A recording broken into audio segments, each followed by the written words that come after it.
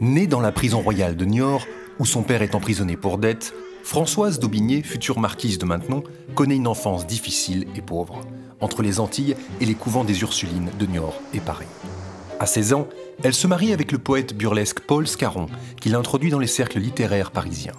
Après la mort de son époux, elle y fait la rencontre de Madame de Montespan. Cette dernière, devenue favorite de Louis XIV quelques années plus tard, lui confie alors la garde de leurs enfants illégitimes. Ainsi, la veuve Scarron entre dans la vie privée du roi. Discrète et pieuse, celle que le souverain qualifie de bel esprit l'ennuie d'abord beaucoup. Il finit néanmoins par apprécier le calme et la conversation spirituelle de cette femme profondément attachée aux bâtards royaux, jusqu'à éprouver pour elle un amour sincère et fidèle. Grâce à des gratifications royales, elle acquiert le domaine de Maintenon, dont elle prend le nom, érigé par la suite en marquisat, et reçoit la charge, créée pour elle, de seconde dame d'atour de la Dauphine, qui lui vaut de s'installer dans un appartement proche de celui du monarque, au premier étage du corps central du château de Versailles. Témoignant des réactions de la cour auprès de sa fille, Madame de Sévigné écrit « Je ne sais auquel des courtisans la langue a fourché le premier.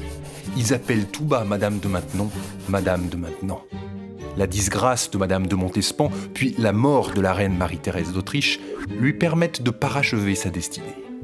À près de 48 ans, Madame de Maintenon épouse secrètement le roi Soleil, qu'elle accompagne jusqu'à la fin de sa vie, une trentaine d'années. La presque reine jouit d'une grande influence sur Louis XIV, qui se rend quotidiennement chez elle et gouverne en sa présence. N'en déplaise à certains courtisans pour qui elle incarne l'ordre et la rigueur. À Saint-Cyr, elle fonde la Maison royale de Saint-Louis, vouée à l'éducation des jeunes filles pauvres de la noblesse, à travers une pédagogie novatrice. Y sont notamment jouées les pièces Esther et Athalie, écrites spécialement par Racine pour les jeunes pensionnaires. Au dernier jour de Louis XIV, elle s'y retire et s'éteint 4 ans après.